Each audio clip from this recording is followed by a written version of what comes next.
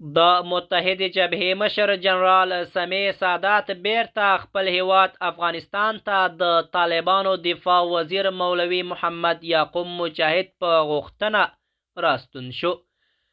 جنرال سمیع سادات د مولوي محمد یعقوب مجاهد څخه مننه هم کړې. جنرال سمیع سادات له مولوي محمد یعقوب مجاهد څخه څو غوښتنې کړې چې د طالبانو دفاع وزیر مولوي محمد یعقوب مجاهد ورته ویلي دي چې موږ به پرې غور وکړو. جنرال سمیع سادات د طالبانو دفاع وزیر مولوي محمد یعقوب مجاهد ته ویلي دي چې د افغان انجونو ښوونځي پرانیزئ ترڅو نړیوال مو په رسمیت وپیژني.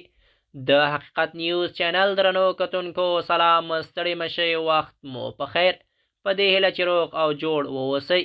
په سر کې یادونه کوم که حقیقت نیوز چینل مو نوی سبسکرایب کړئ نو په درنښت سره همدا اوس یې سبسکرایب کړئ ترڅو زموږ مهم او تازه خبر تر ټولو د مخه تر تاسو در ورسیږي.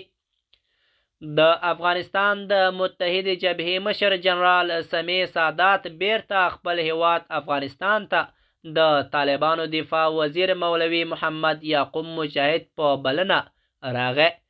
د افغانستان د متحدې جبهې مشر جنرال سمیع سادات د افغانستان د طالبانو دفاع وزیر مولوي محمد یعقوب مجاهد ستاینه کړې او مننه یې ترې کړې ده.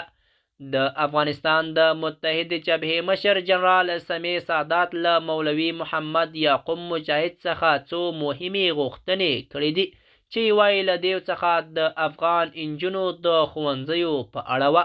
خو د طالبانو دفاع وزیر مولوي محمد یعقوب مجاهد ویلي دي چې موږ به د افغانستان د انجونو ښوونځیو په اړه غور وکړو او تر امر ثاني پورې به بند وي.